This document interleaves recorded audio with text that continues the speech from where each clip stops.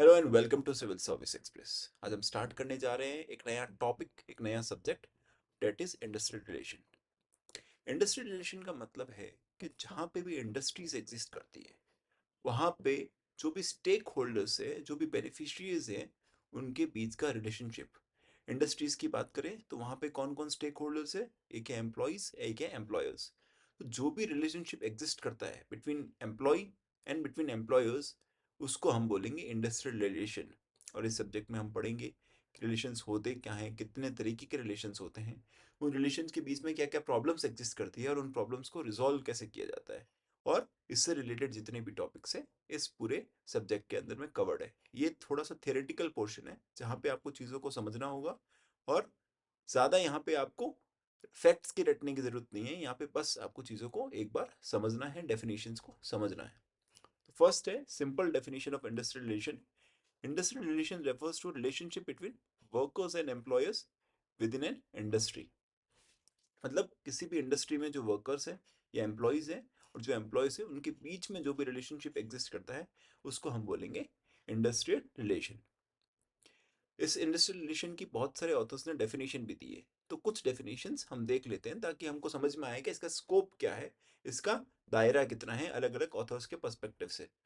पहला है Dale Yoder, ये इंडस्ट्रियल रिलेशन के इंपॉर्टेंट थिंकर है। इनकी डेफिनेशन है कि IR constitutes the whole field of relationship that exist between employer and employee and that becomes necessary due to collaboration of men and women in the employment of industry.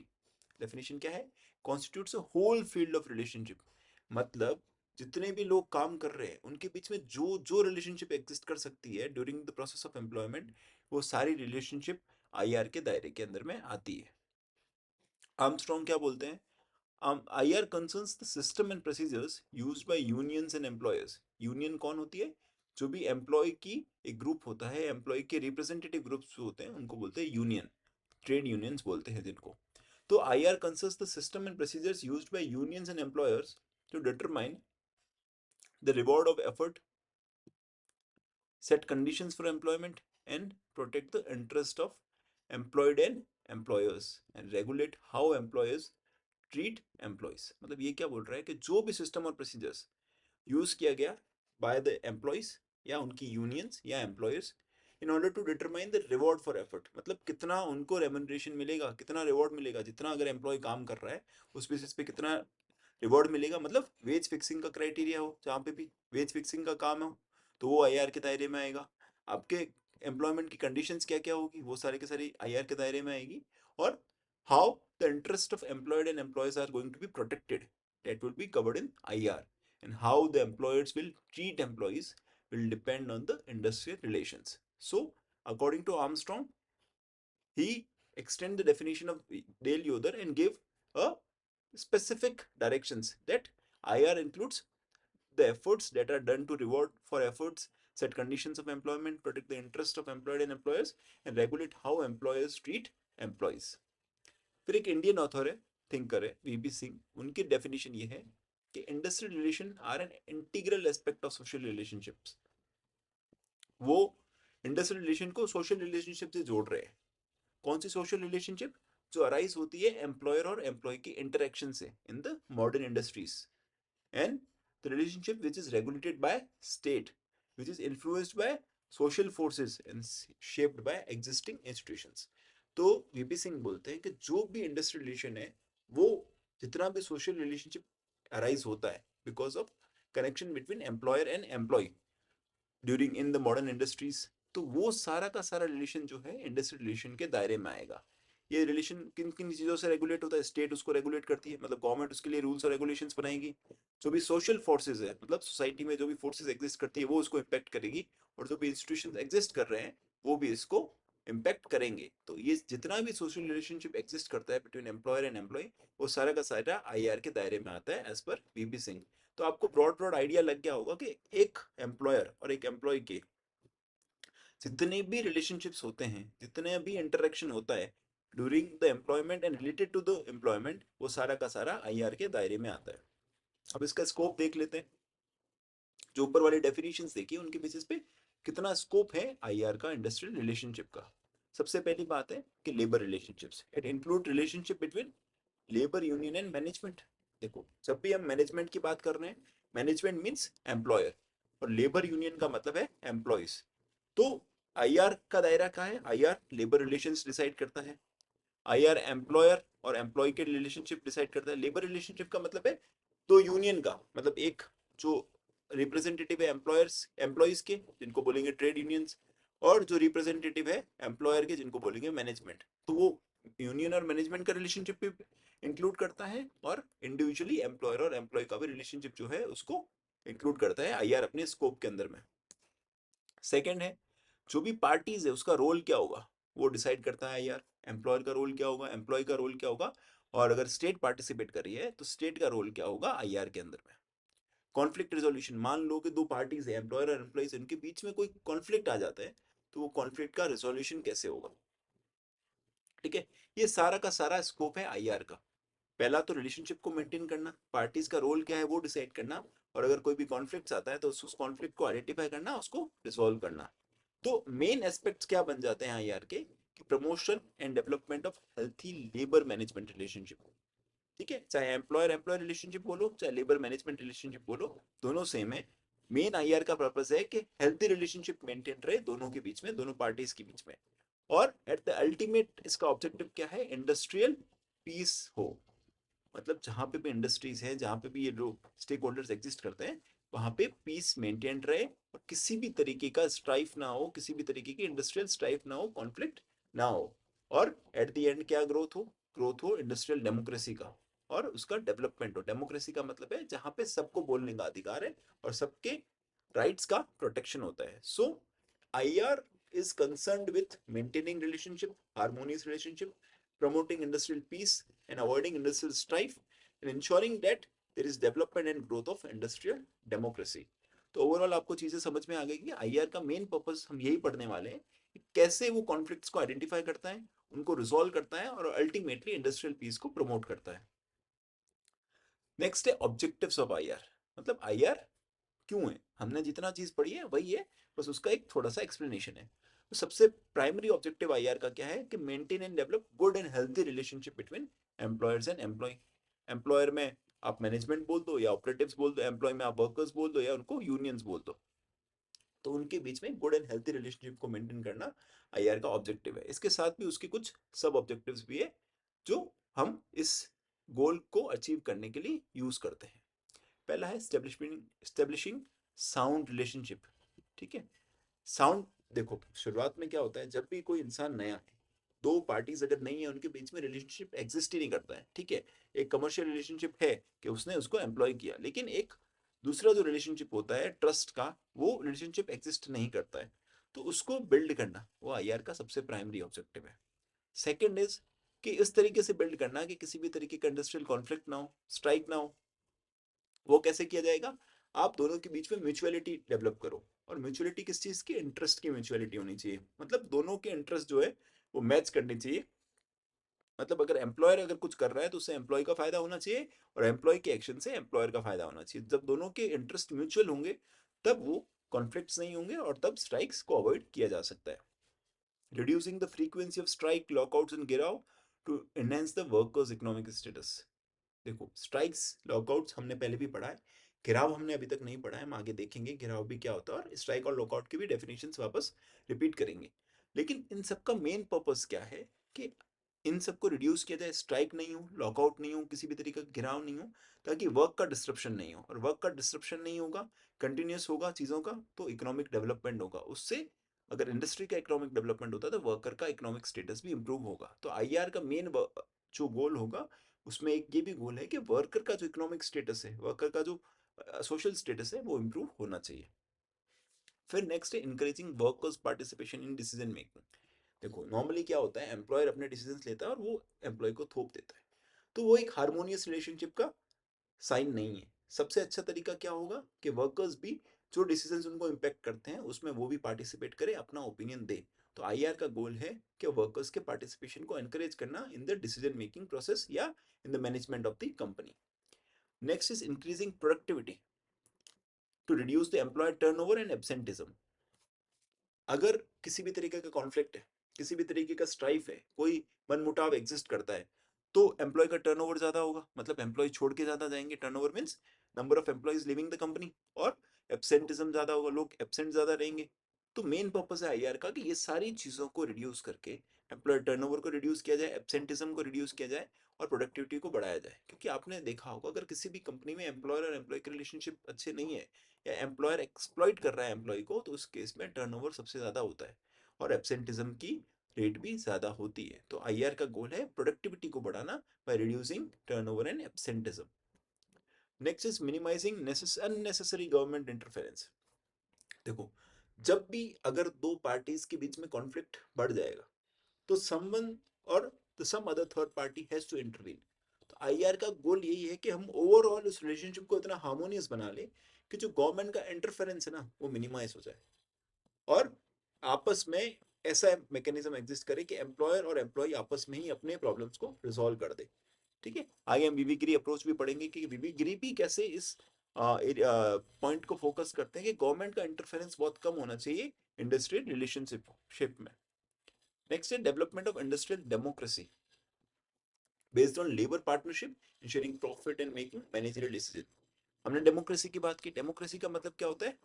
Of the people, by the people, for the people. ठीक है, अगर polity की context में बात करें, तो यहाँ पे क्या होनी चाहिए कि जो डेमोक्रेसी का मतलब है कि वो of the all the stakeholders होनी चाहिए, by all the stakeholders होनी चाहिए, और for all the stakeholders होनी चाहिए। तो स्टेक होल्डर्स दोनों है, एम्प्लॉयर भी और एम्प्लॉय भी है। तो एम्प्लॉयर को इंश्योर करना है कि एम्प्लॉय भी उसके मैनेजमेंट में हिस्सा ले, उसके मैनेजरियल डिसीजन में हिस्सा ले, और उसको भी प्रॉफिट का कुछ ना कुछ हिस्सा मिले। He should reap the benefits of his own labour in the cases of employee. Next is socialize industrial activity by involving government participation as an employer. मतलब ओवरऑल इंडस्ट्रियलाइजेशन का मेन पर्पस होता है कि इंडस्ट्रियलाइजेशन जब भी उसके अंदर जो भी एक्टिविटीज होती है, उसमें सोसाइटी को भी जोड़ा जाता है रिलेशनशिप के बीच में। अगर कोई स्ट्राइक होती है, तो आपने देखा होगा कभी भी लेबर की स्ट्राइक होगी, तो सम सोसाइटल एलिमेंट्स और some institutions from society will join these strikes in support their activities. तो जब भी ऐसा कुछ भी होता है, आईआर का रोल होता है कि जो इंडस्ट्रियल एक्टिविटी है उसको सोशलाइज किया जाए, उसको सोसाइटी के साथ में जोड़ा जाए, और इस जोड़ने में गवर्नमेंट का भी पार्टिसिपेशन इन्वॉल्व किया जा सकता है। एक किरकाल्डी है जो एक इंपॉर्टेंट थिंकर है आईआर का, उनका एक ओपिनियन है रिगार्डिंग द आईआर। अभी हम ऑब्जेक्टिव्स वगैरह सब चीजें देख चुके हैं, स्कोप देख चुके हैं, सिमिलर चीजें आपको समझ में आ गई होगी कि आईआर किस किस चीजों को इन्वॉल्व करता है और किस हद तक उसका स्कोप है। किरकाल्डी बोलते हैं कि आईआर किसी भी देश के अंदर जो इंडस्ट्रियल रिलेशन होता है, वो इन्फ्लुएंस होता है जो भी फॉर्म ऑफ पॉलिटिकल गवर्नमेंट वहां पे है। अगर डेमोक्रेटिक गवर्नमेंट तो गवर्नमेंट है, तो आईआर भी उसी तरीके का होगा, और कोई कम्युनिस्ट गवर्नमेंट है तो वहां पे आईआर भी उसी तरीके का होगा, कोई ऑटोक्रेटिक गवर्नमेंट है तो वहां पे आईआर भी उसी तरीके का होगा। तो जैसे जैसे पॉलिटिकल गवर्नमेंट्स बदलती हैं, उसी तरीके से आईआर भी बदलता है। If you take the present case, India में जो गवर्नमेंट है, द गवर्नमेंट फेवर्स एम्प्लॉयर्स, और अभी रिसेंटली आफ्टर 1991 हमने देखा है जो गवर्नमेंट है वो एम्प्लॉयर्स को ज्यादा फोकस करती है। तो 1991 से पहले क्या था कि there were strong unions, unions का बहुत दबदबा था। लेकिन अब क्या हो गया है, यूनियंस का इतना दबदबा नहीं है, इतनी वर्कर की स्ट्राइक्स नहीं होती, और इतना वर्कर के पास स्ट्रांग होल्ड नहीं है अपनी बात को कहने का। So Kirkaldy was of the opinion that in a country, IR is largely, to an extent, is influenced by the form of political government the country has. Next देखते हैं recent trend in IR in India. अभी देखो, मोटा मोटी आपको चीजें समझ में आ गई होगी आईआर होता क्या है। अब इंडिया में आईआर कैसे इवॉल्व कर रहा है, वो इंपॉर्टेंट है जानना, इसलिए क्योंकि जब भी क्वेश्चंस हमारे बनेंगे ना, वो ज्यादातर इंडिया के पर्सपेक्टिव से बनेंगे। जो चीजें इंडिया में हो रही है उसके क्वेश्चंस आने की ज्यादा संभावना है। तो आप जब ट्रेंड्स को देखेंगे, तो आपको जो कॉन्सेप्ट्स है वो ज्यादा रिलेट भी कर पाएंगे और उनको समझ में भी पाएंगे। सबसे पहला, impact of globalisation and competition. आपने एलपीजी रिफॉर्म्स की बात की, 1991 में एलपीजी रिफॉर्म्स आए थे। उसके बाद में हम कंपटीशन देख रहे हैं बढ़ रहा है, एमएनसीज आ गई इतनी सारी, चाइना से कंपटीशन, अलग अलग एरिया से कंपटीशन, लोकल भी है और इंटरनेशनल कंपटीशन भी बहुत ज़्यादा बढ़ गया है। तो उसका भी इम्पैक्ट इंडिया के इंडस्ट्रियल रिलेशनशिप में हुआ है। कैसे हुआ है? मैंने बात की, स्ट्राइक्स कम हो गई। स्ट्राइक का मतलब होता है जब भी एम्प्लॉयज प्रोटेस्ट करते हैं, एम्प्लॉयज काम करने से मना करते हैं, उसको बोलते हैं स्ट्राइक। और अगर एम्प्लॉयर उसी काम को क्लोज कर दे, एस्टेब्लिशमेंट को टेम्परेरी क्लोज कर दे, तो उसको बोलते हैं लॉकआउट। एम्प्लॉय करते हैं स्ट्राइक, एम्प्लॉयर करता है लॉकआउट।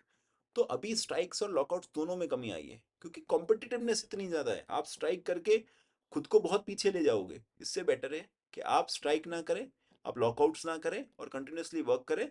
और अब एम्प्लॉयज़ भी अवेयर हो चुके हैं हर छोटी सी बात के लिए स्ट्राइक्स या लॉकआउट्स जो एम्प्लॉयर्स है उसको प्रेफर नहीं करते।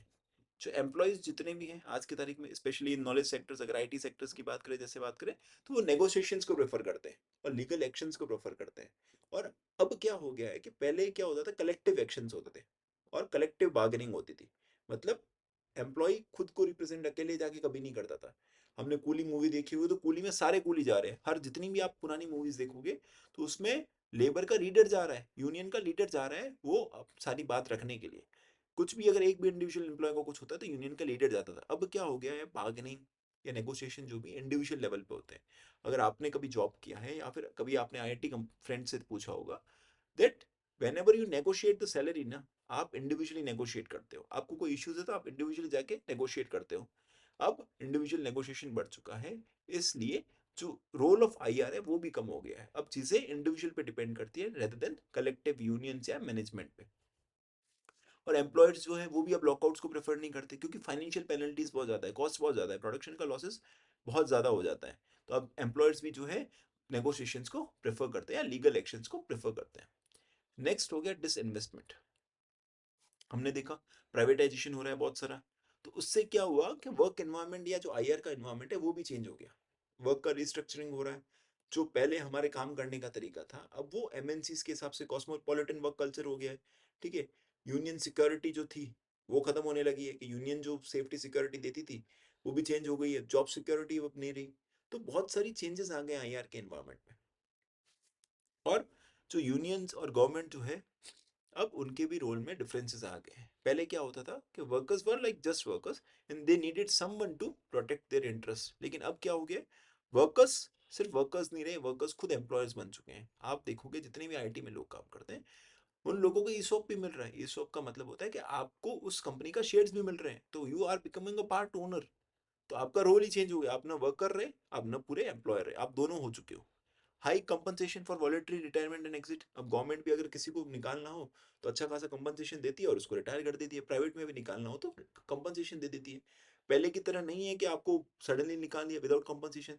तो अब प्रोटेस्ट की बात ही नहीं होती, ऑब्जेक्शंस की बात ही नहीं उठती। Protection of existing benefits and creation of new jobs. बहुत सारे बेनिफिट्स दे दिए गए गवर्नमेंट के द्वारा प्रोटेक्शन ऑफ जॉब के लिए। आप जैसे ईपीएफओ ऑर्गेनाइजेशन है, वो किस लिए काम करती है, सोशल सिक्योरिटी के लिए। तो पहले इतनी ऑर्गेनाइजेशन इतनी स्ट्रांगली नहीं थी, एग्जिस्ट नहीं करती थी, सब कवर नहीं करती थी इतने लोगों को। तो अब इतने लोगों को कवर कर रहा है, उनको सिक्योरिटी है और नई नई जॉब्स भी क्रिएट हो रहे हैं। अगर इंसान एक जॉब को छोड़ता है तो दूसरा काम जाके कर सकता है। और सेफ्टी नेट्स भी है, अनएम्प्लॉयमेंट इंश्योरेंस अवेलेबल है, स्किल ट्रेनिंग है। अगर कोई भी कंपनी कई बार निकालती है किसी एम्प्लॉय को तो उनको स्किल ट्रेनिंग करके दूसरी जगह पे एम्प्लॉय करवा देती है। Third is deregulations. देखो ग्लोबलाइजेशन के इम्पैक्ट देखे हमने, डिसइन्वेस्टमेंट का क्या क्या इम्पैक्ट आ रहा है। डीरेगुलेशंस का मतलब क्या है, जो अब पेंशन की इनसिक्योरिटी हो चुकी है। पहले जैसे ओपीएस था, ओपीएस मतलब आपको परमानेंट पेंशन मिलेगी। अब आप एनपीएस अगर लेते हो, यू आर नॉट श्योर कि आपको कितना पैसा मिलेगा। और लोअर जो लेवल ऑफ वर्कर्स है उसमें तो वो भी सिक्योरिटी नहीं है, तो पेंशन की इनसिक्योरिटी हो गई। गारंटीज रिड्यूस हो चुकी है, रिटर्न्स अच्छे नहीं है, स्टॉक मार्केट लिंक्ड रिस्क है। जैसे एनपीएस की बात करते हैं, स्टॉक मार्केट में आप पैसा डालोगे उस हिसाब से आपका रिटर्न बनेगा। और पैरिटी जो पब्लिक और प्राइवेट सेक्टर का प्रोटेक्शन है उसके बीच में भी पैरिटी आ गई है डीरेगुलेशंस के कारण। मतलब पब्लिक सेक्टर जितना सिक्योरिटी देती थी, अब वो भी प्राइवेट सेक्टर के बराबर सिक्योरिटी देने लग गई है। So there are lot of changes in the IR. IR का डिसेंट्रलाइजेशन भी हुआ है, कि पहले नेशनल इंडस्ट्रियल लेवल पे प्रोटेस्ट होती थी। आपने अगर प्रीवियस प्रोटेस्ट के बारे में कभी देखोगे तो नेशनल लेवल प्रोटेस्ट कर रहे थे वर्कर, मतलब पूरे रेलवे वर्कर्स प्रोटेस्ट कर रहे थे, तो पूरी रेलवे वाले वर्कर्स प्रोटेस्ट कर रहे हैं।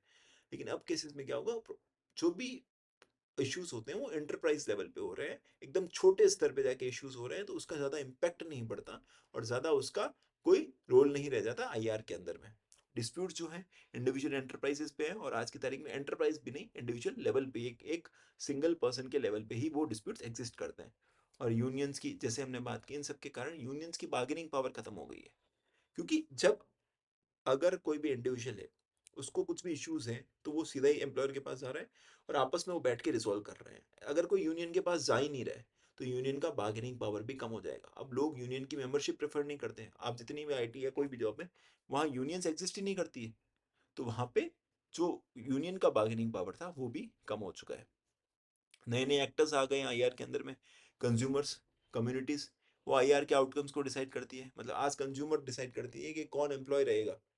जैसे आपने देखा बात होगी कि जब ये टेक्सटाइल का प्रोडक्शन होता है एंड देर इज वो कंज्यूमरिज्म जो बोलता है कि आप बच्चों को एम्प्लॉय नहीं कर सकते, आप स्पेसिफिक क्लास ऑफ वर्कर्स को एम्प्लॉय नहीं कर सकते, अगर रेस्टोरेंट से तो आप स्पेसिफिक कम्युनिटी के वर्कर्स को एम्प्लॉय नहीं कर सकते। तो अलग अलग जगहों पे कंज्यूमर कम्युनिटीज जो है वो इन्फ्लुएंशियल हो चुकी है rather than employees and employers. और पब्लिक इंटरेस्ट इंपॉर्टेंट हो गया है रेदर देन यूनियन डिमांड्स।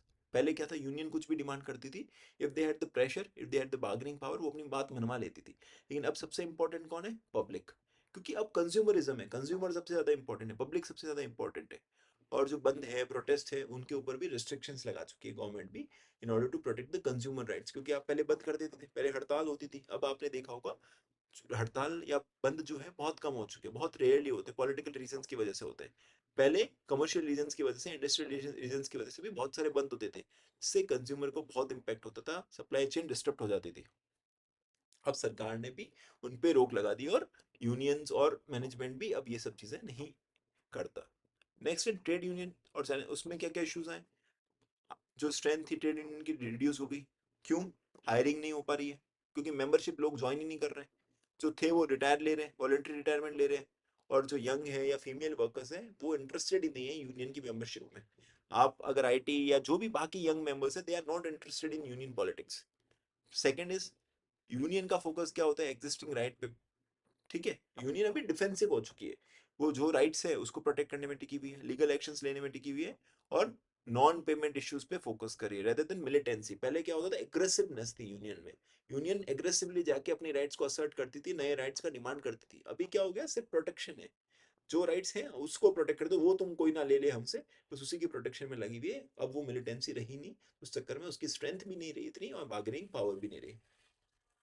और अब अलायंसेस का इंपॉर्टेंस ज्यादा हो गया, यूनियन से ज्यादा सोसाइटल और कंज्यूमर ग्रुप्स हैं वो ज्यादा रिलेवेंट हो गए हैं। जो कंज्यूमर ग्रुप्स है उनकी डिमांड इंपॉर्टेंट हो गई है, उनकी बार्गेनिंग पावर ज्यादा हो गई है compare to unions. Employer militancy, अब जो एम्प्लॉयर्स है वो डोमिनेट, पहले क्या था, यूनियंस डोमिनेटिंग थे, एम्प्लॉय डोमिनेटिंग थे। एम्प्लॉय एक, अगर यूनियन डिसीजन लेती थी कि कोई काम नहीं करेगा तो सारी एस्टेब्लिशमेंट का काम रुक जाता था। लेकिन अब क्या हो गया, एम्प्लॉयर असर्टिवनेस, एम्प्लॉय इंडिविजुअल, क्योंकि कॉन्ट्रैक्ट इंडिविजुअल हो गया है, आपका नेगोशिएशन इंडिविजुअल लेवल पे हो गया है, तो आप इंडिविजुअल को इजीली कंट्रोल कर सकते हो। और एम्प्लॉयर की असर्टिवनेस बढ़ गई है, और जॉब की इनसिक्योरिटी भी बढ़ गई है, क्योंकि वर्कर स्ट्राइक कर नहीं सकते, कैपेसिटी नहीं है उनके पास में, और उनकी जॉब किसके हाथ में है, एम्प्लॉयर के हाथ में। कलेक्टिव बार्गेनिंग भी धीरे धीरे इस कारण से रिड्यूस हो गई। कलेक्टिव बार्गेनिंग का मतलब ये होता है कि जब कलेक्टिवली एम्प्लॉयर्स या कलेक्टिवली एम्प्लॉयज बार्गेन करते हैं अपनी राइट्स के लिए। एम्प्लॉयज कैसे बार्गेन करेंगे, थ्रू एम्प्लॉय यूनियंस या ट्रेड यूनियंस, और एम्प्लॉयर्स कैसे बार्गेन करेंगे, through their employer unions. Collectively means a group of individuals are as grouping and collectively asserting their rights to the employer or any other stakeholder or shareholder of that particular industry. तो collective bargaining कम हो रही है, state level variations बहुत आ गए labour laws में, तो उस कारण से जो ओवरऑल सिस्टम था आईआर का, जो एग्जिस्ट करता था before 1990s and during 80s 70s, वो धीरे धीरे अब कमजोर पड़ चुका है। लेबर लॉ में रिफॉर्म भी आ गए, अब वेज सीलिंग्स बढ़ चुकी है पेमेंट ऑफ वेजेस एक्ट में।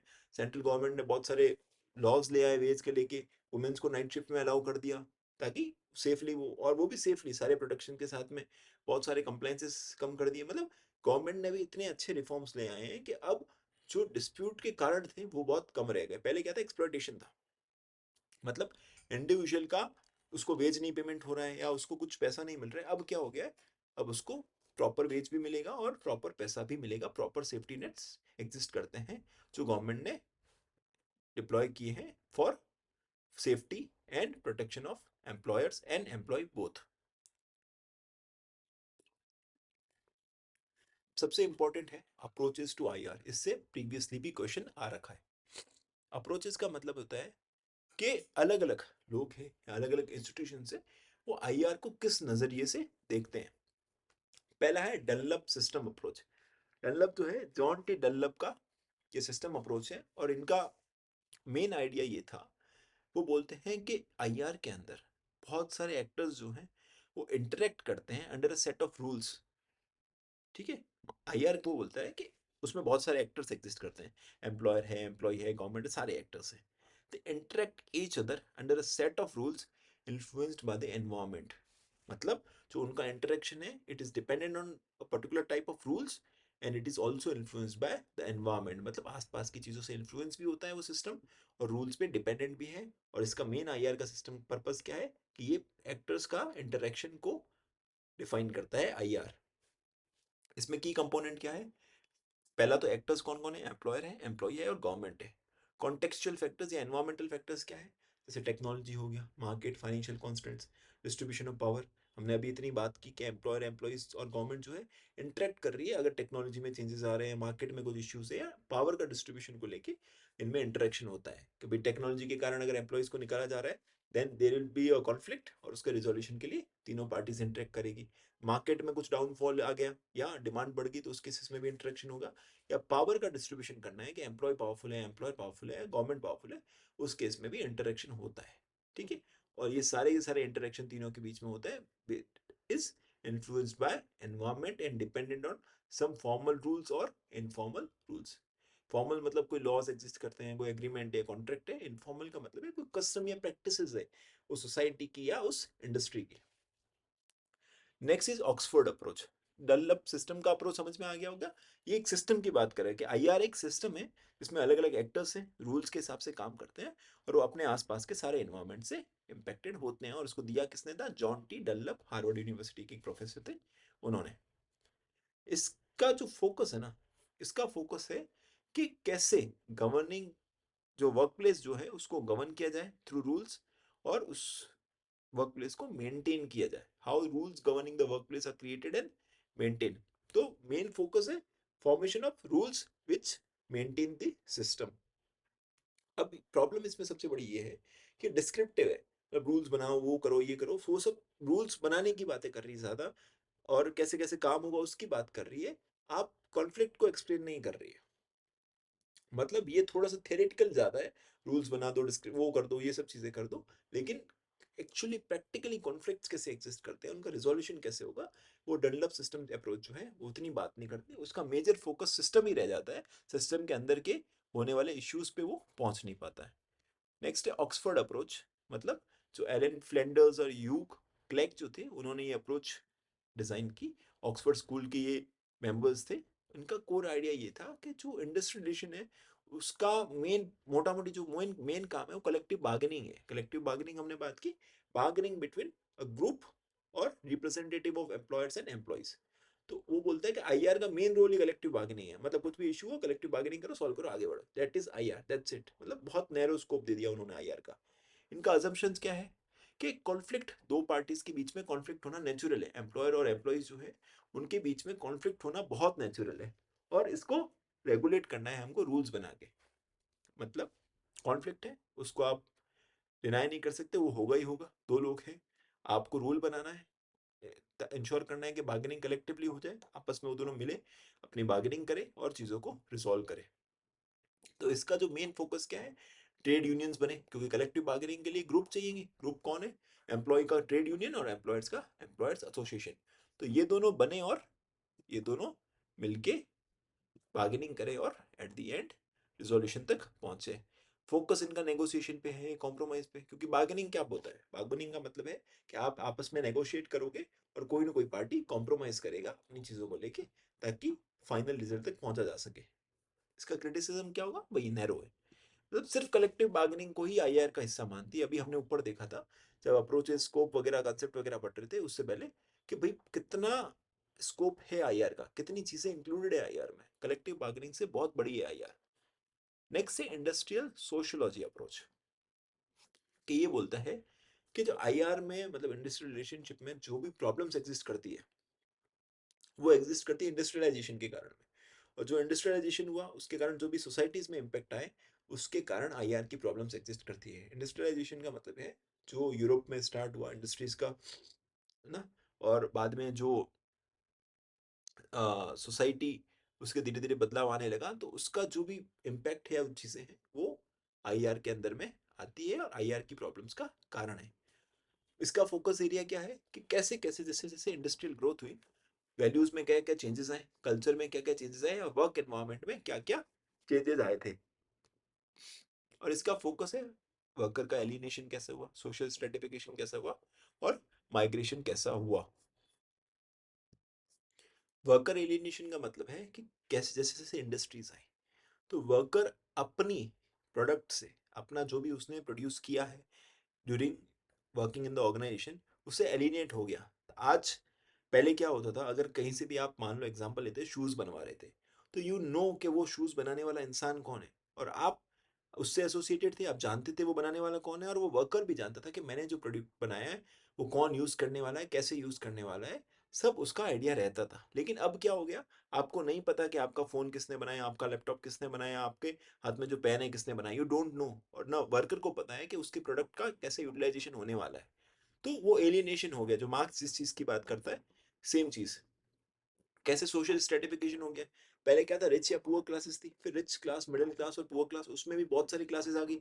हर हर अर्बन मिडिल अपर या लोअर में भी बहुत सारी क्लासेस एग्जिस्ट होने स्टार्ट हो गई। सोसाइटी बहुत डिवीजन हो गया, माइग्रेशन हुआ, लोग गांवों से इंडस्ट्रियल सिटीज में पहुंच गए, अर्बनाइजेशन हुआ। तो वो बोल रहे हैं उसके कारण जो भी ये सोसाइटी पे इम्पैक्ट आया, वही इम्पैक्ट आईआर में आ रहा है और उसी के कारण में इंडस्ट्रियलाइजेशन में प्रॉब्लम्स अराइज हो रही है। इसका मेन कंट्रीब्यूशन क्या है इस थ्योरी का, कि इसने समझाया कि हाँ, सोसाइटी और कल्चर में जो जो चेंजेस आते हैं वो कैसे वर्क प्लेस के रिलेशनशिप को भी इम्पैक्ट करते हैं।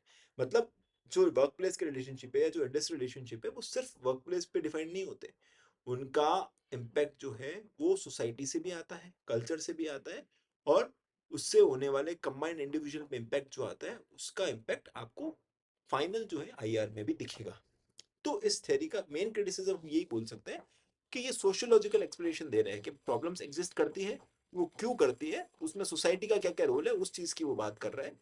इसके पास सॉल्यूशंस नहीं है, it is more of a theoretical approach जो प्रॉब्लम्स बता रही है, लेकिन इसके पास उन चीजों को सॉल्व करने के लिए कोई भी मेथड्स या सिस्टम्स नहीं है।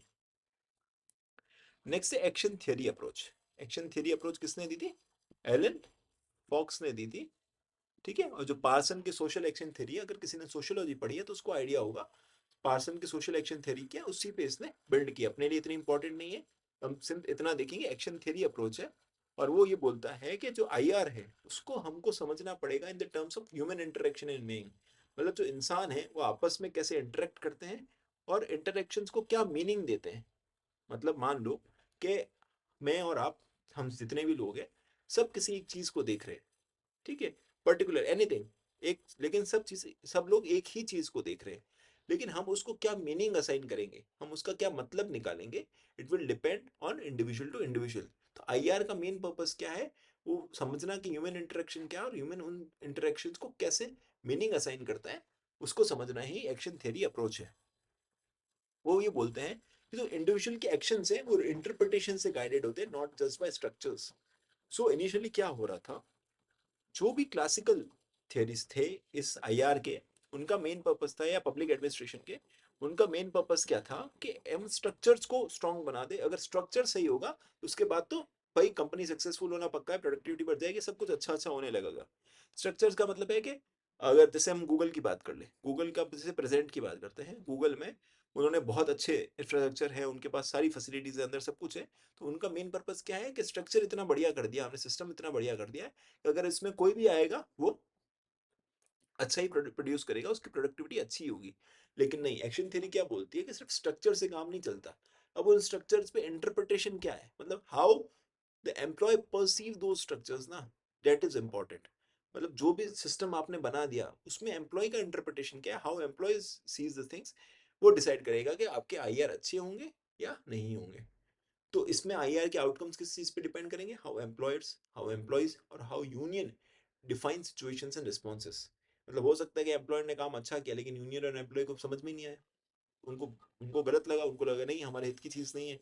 और similar in the case of employers also. तो आप कैसे चीजों को देखते हैं वो इंपॉर्टेंट है, रेदर देन चीजें हैं कैसी। तो इसका मेन कंट्रीब्यूशन क्या है इस अप्रोच का? इसने एक डायनामिक और interaction based view of IR बताया कि इसने बताया कि आप स्ट्रक्चर से आगे भी है आईआर। सिर्फ स्ट्रक्चर से आईआर सही नहीं होगी, आपने कमिटीज बना दी, आपने कोई सिस्टम्स बना दिए प्रॉब्लम्स को सॉल्व करने के लिए, उससे नहीं होगा। आपको ये देखना पड़ेगा कि लोग कैसे उसको परसीव कर रहे हैं। अब क्रिटिसिज्म क्या है भाई? एब्स्ट्रैक्ट है। अब आप कोई इंसान किस चीज को इंटरप्रेट कैसे कर रहा है, आप कैसे फाइन करोगे, अप्लाई कैसे करोगे इस थ्योरी को? तो वही प्रॉब्लम है, अप्लाई नहीं कर सकते ना। हर एक के इंटरप्रिटेशंस को कैसे आइडेंटिफाई करोगे? कई बार इंसान को खुद को नहीं पता होता कि उसके इंटरप्रिटेशन किस चीजों पे बेस्ड है। So this theory is more abstract and difficult to apply in practice. Next है मार्क्सिस्ट अप्रोच। मार्क्सिस्ट अप्रोच का जो मेन प्रोपोनेंट है कार्ल मार्क्स है, उसके बाद जो भी नियो मार्क्सिस्ट आए वो भी इस अप्रोच को फॉलो कर रहे हैं in the case of IR. इनका वही जो मार्क्स का बात है स्ट्रगल का, क्लास स्ट्रगल का, वही आइडिया यहाँ पे आईआर में भी रिफ्लेक्ट होता है। तो वो बोलता है कि IR reflects the class struggle between capitalist and workers. It is bourgeoisie, जो बुर्जुआ के और जो वर्कर्स थे उनके बीच में जो कॉन्फ्लिक्ट हो रहा है, उनके बीच में जो कॉन्फ्लिक्ट है वो ही क्लास स्ट्रगल रिफ्लेक्ट हो जाता है आईआर में। सो कैपिटलिज्म, इसका अजम्पशंस क्या है? कैपिटलिज्म इनहेरेंटली एम्प्लॉय एक्सप्लॉइट को करता है लेबर को, और जो भी कॉन्फ्लिक्ट्स है, अगर जो कैपिटलिस्ट है वर्कर क्लास साथ में एग्जिस्ट कर रही है तो उनके बीच में कॉन्फ्लिक्ट होना वाजिब है, क्योंकि दोनों के गोल्स अलग है, एंड गोल्स अलग है, और दोनों एक दूसरे के एंड गोल्स को फुलफिल नहीं कर सकते, तो कॉन्फ्लिक्ट होगा ही होगा। और जब तक कैपिटलिज्म एग्जिस्ट करता है, मार्क्स का ये आइडिया आप सबको पता होगा, जब तक कैपिटलिज्म एग्जिस्ट करता है तब तक इनका रिजोल्यूशन पूरी तरीके से नहीं हो सकता। तो उनका मार्क्स का आइडिया क्या? कैपिटलिज्म को एंड करो, फिर जब वर्कर्स रूल में आएंगे तभी सारी चीजें सही हो सकती है। इसका फोकस एरिया क्या है? पावर का रोल क्या है? जैसे पावर पॉलिटिक्स, मतलब पावर जो है कैपिटलिस्ट और वर्कर्स के बीच में वो इक्वल नहीं है, तो वो पावर जो डिसाइड करता है कि कैसे चीजें होगी आईआर के अंदर में। एक्सप्लॉइटेशन हो रहा है बाय द कैपिटलिस्ट और ओनर्स, और इनइक्वालिटी एग्जिस्ट करती है, ठीक है। और ट्रेड यूनियन जो है वो सिर्फ एक डिफेंसिव टूल है अगेंस्ट द कैपिटलिस्टिक ऑपरेशन। मतलब आप उससे सारी प्रॉब्लम्स को सॉल्व नहीं कर सकते, हाँ डिफेंस कर सकते हो उसको, लेकिन उससे सारी चीजें सॉल्व नहीं हो सकती। उसको मिलिटेंट होना पड़ेगा, ट्रेड यूनियंस को, वर्कर्स को मिलिटेंसी अपनानी पड़ेगी, और कैपिटलिज्म को जड़ से उखाड़ के फेंकना पड़ेगा, तभी वो अपनी राइट्स को असर्ट कर सकते हैं। कंट्रीब्यूशन क्या है? इन्होंने कॉन्फ्लिक्ट का स्ट्रक्चरल कॉज बताया। स्ट्रक्चरल कॉज का मतलब है, मार्क्स ने ये बताया कि जो इकोनॉमिक इंडिफरेंसेस एग्जिस्ट करते हैं बिटवीन कैपिटलिस्ट एंड वर्कर्स, और जो इश्यूज हैं, जो राइट्स का जो इश्यूज है और पावर का जो गैप है, वो रीजन है क्लास स्ट्रगल का, वो रीजन है आईआर में प्रॉब्लम्स का। तो उन्होंने स्ट्रक्चरल कॉजेज बताए किसी भी कॉन्फ्लिक्ट के। क्रिटिसिज्म क्या है? वही रेडिकल है, वो एक्सट्रीम में जाने की बात करता है अपने राइट्स को असर्ट करवाने के लिए, और कभी भी कोऑपरेटिव नहीं है। कॉपरेट वो बोलता है कॉपरेशन तो हो ही नहीं सकता कैपिटलिस्ट के साथ में, क्योंकि वो लोग एक्सप्लॉइटेटिव ही है। आप जो वर्कर्स हैं उनके साथ कोऑपरेट नहीं कर सकते, उनको ओवरथ्रो ही करना पड़ेगा कैपिटलिस्ट को in order to gain their rights and assert their power. Next है प्लूरलिस्ट अप्रोच। ये क्या बोलता है कि जो भी सोसाइटी है, इंडस्ट्रियल सोसाइटी जो भी है, वो बहुत सारे ग्रुप से मिलके बनी है, ठीक है, एक इंसान नहीं है। इसमें बहुत सारे अलग अलग इंटरेस्ट ग्रुप है, अलग अलग लोगों के अलग अलग इंटरेस्ट है, अलग अलग जो ग्रुप ऑफ इंडिविजुअल है उनके अलग अलग इंटरेस्ट है। तो वो जब इतने मल्टीपल लोगों से बनके, इतने डाइवर्स लोगों से मिलके बनी है, तो कॉन्फ्लिक्ट नेचुरल है, कॉन्फ्लिक्ट होगा ही होगा। और पर्पस क्या होना चाहिए आईआर का? उस कॉन्फ्लिक्ट को मैनेज करना। और इसके अजम्पशंस क्या है? तो ट्रेड यूनियन होती है वो लीगल रिप्रेजेंटेटिव है वर्कर्स को, और जो भी डिस्प्यूट्स होते हैं वर्कर के बीच में और एम्प्लॉयर के बीच में, वो इनएविटेबल है, और उनको ट्रेड यूनियंस और मैनेजमेंट को साथ में मिलके रिजॉल्व करना चाहिए, मैनेज करना चाहिए। कैसे मैनेज कर सकते हो आप? उसके लिए इन्होंने तरीके भी बताए, जैसे आप कलेक्टिव बार्गेनिंग करो, I had already told you, negotiations करो, आपस में बातचीत करो। तो ग्रीवेंसेस है तो उसकी प्रॉपर हैंडलिंग होनी चाहिए, और जब चीजें नहीं हो सकती तो स्टेट का इंटरवेंशन भी होना चाहिए। तो प्लूरलिस्ट अप्रोच जो है स्टेट के इंटरवेंशन को भी सपोर्ट करती है, क्योंकि उसका मेन पर्पस क्या है? कॉन्फ्लिक्ट को मैनेज करना। और थोड़ा सा इसका ये चीज देख सकते हैं, ये डेमोक्रेटिक अप्रोच को फोकस करती है, बार बार कलेक्टिव बार्गेनिंग नेगोशिएशन की बात कर रही है, ग्रीवेंसेस हैंडलिंग की बात कर रही है, और ये बात कर रही है कि हमको मैनेज करना है इनएविटेबल है कॉन्फ्लिक्ट को, लेकिन साथ में बैठना है और चीजों को सॉल्व करना है। और चेक्स और बैलेंसेस पे भी फोकस करती है। अब मेन क्रिटिसिज्म क्या है कि ये हार्मनी पे ज्यादा फोकस करती है। मतलब वही बात है, जैसे हम मार्क्स की बात करते हैं तो मार्क्स स्ट्रक्चरल कॉजेस को तो बता रहा है, वो हार्मनी की बात ही नहीं कर रहा है। ये जो है हार्मनी की बहुत ज्यादा बात कर रही है, स्ट्रक्चरल कॉजेस पे फोकस ही नहीं कर रही है। तो मतलब कोई भी अप्रोच जो है वो कंप्लीट नहीं है अपने आप में, वो अपना एक पॉइंट ऑफ व्यू दे रही है आईआर को देखने का। नेक्स्ट है weber, social action approach. Weber जो थे, मैक्स वेबर, उनका ये सोशल एक्शन अप्रोच है। सोशियोलॉजी में भी हम सोशल एक्शन की बात करते हैं, यहाँ पे भी सोशल एक्शन अप्रोच आईआर में भी यूज आती है।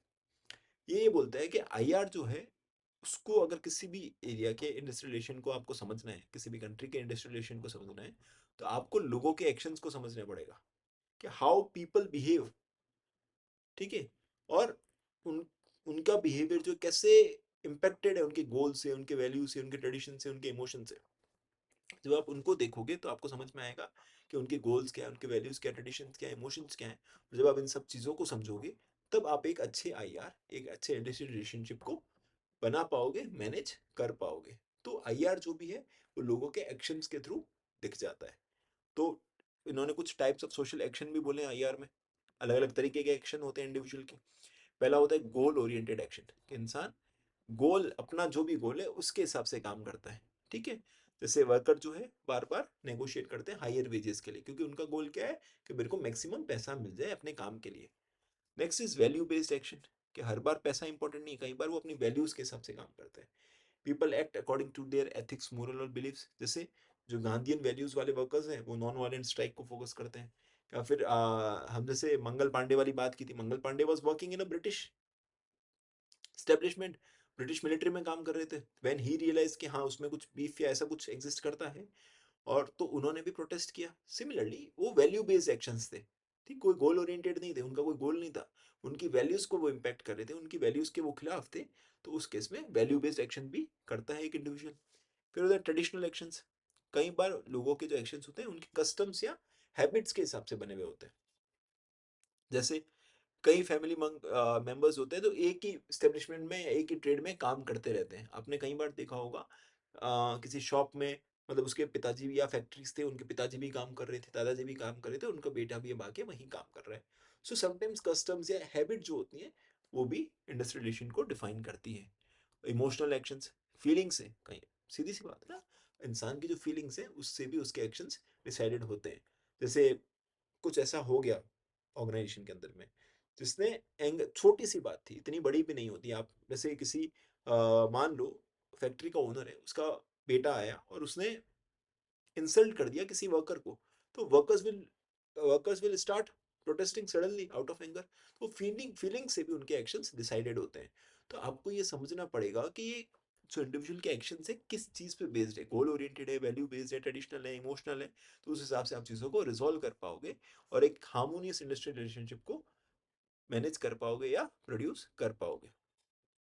अब इस जो अप्रोच है उसका इंपॉर्टेंस क्या है, ये बताता है कि कल्चर, बिलीफ, इंडिविजुअल जो मीनिंग्स है वो कैसे वर्क प्लेस के रिलेशनशिप को शेप करते हैं, कि सिर्फ स्ट्रक्चर्स नहीं शेप करते, इंडिविजुअल की सोच क्या है, उसके एक्शंस क्या है, वो भी शेप करते हैं।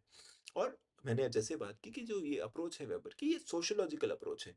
अब आपको आईआर में यूज करना इतना, क्या करोगे, हाँ आपने समझ लिया सब लोगों को ऐसा एक्शन हो रहा है, but how do you, how will you use that to resolve the conflict ना, दैट्स बिकम्स एन इशू। क्योंकि ये सोशोलॉजिकल एक्सप्लेनेशन है, इनका प्रैक्टिकल इंप्लीमेंटेशन बहुत डिफिकल्ट हो जाता है। नेक्स्ट अप्रोच है ह्यूमन रिलेशन अप्रोच।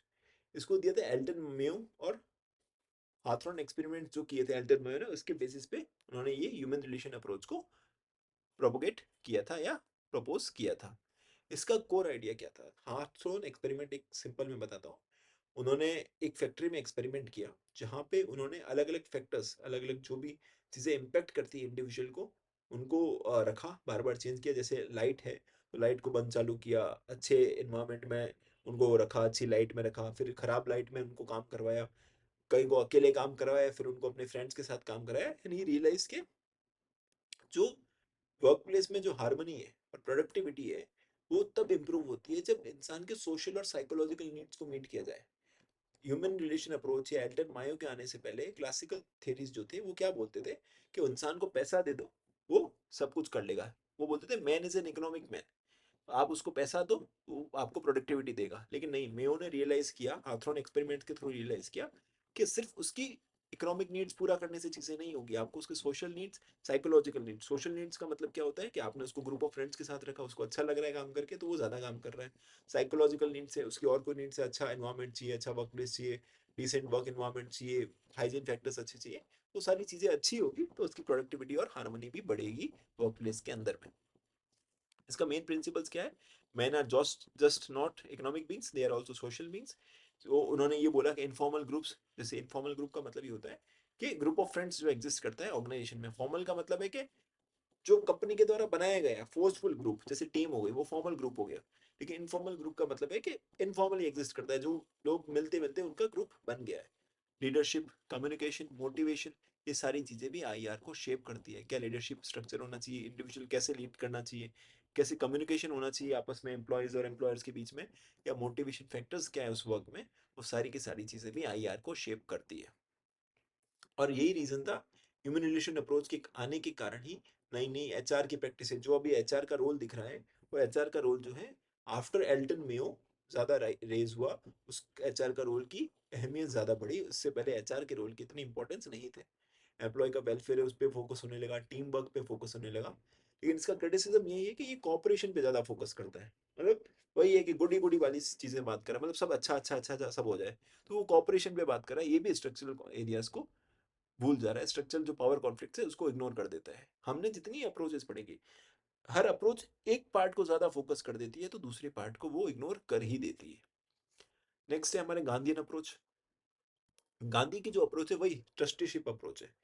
वो क्या बोलता है कि जो भी रिलेशनशिप एग्जिस्ट करता है between labour and capital, between employer and employee, it should be based on trust, truth and non violence. जो गांधी के प्रिंसिपल्स है वो सेम प्रिंसिपल्स वो अपने आईआर वाले फिलोसफी में अपनाता है। हमने गांधी की जो वर्कर्स की प्रोटेस्ट थी, अहमदाबाद स्ट्राइक थी, उनमें ये सारी फिलोसफीज देखी होगी इन प्रैक्टिकल। प्रिंसिपल्स क्या है कि जो भी एम्प्लॉयर और वर्कर्स है एक दूसरे के ट्रस्टी है। मतलब वो दोनों एक दूसरे के मालिक नहीं है, वो ट्रस्टी है, वो एक दूसरे की चीजों को एज ट्रस्ट होल्ड कर रहे हैं। ठीक है, तो उनको काम करना है एक दूसरे के बेनिफिट के लिए, उनको इंश्योर करना है कि जो भी चीजें उनके हाथ में, जो भी पावर उनके हाथ में है, वो एक दूसरे के बेनिफिट के लिए यूज करें। वो बात करते हैं कंसिलिएशन की, आर्बिट्रेशन की, मोरल पर्सुएशन की, ना कि स्ट्राइक की। एग्जैक्टली कंसिलिएशन आर्बिट्रेशन क्या होता है आगे पढ़ेंगे, practices to resolve industrial disputes में सब चीजें देखेंगे। कंसिलिएशन का और आर्बिट्रेशन का मतलब है कि हम लोगों के बीच में प्रॉब्लम्स को सॉल्व करवा रहे हैं। ठीक है, ठीक है। और मोरल पर्सुएशन का मतलब है कि उनको मोरली फोर्स कर रहे हैं कि आप चीजों को इम्प्रूव करो। वो बोलते गांधी स्ट्राइक के फेवर में नहीं थे, वो फेवर में किसके थे कि आप आपस में बातचीत करके वो चीजों को सॉल्व कर लो।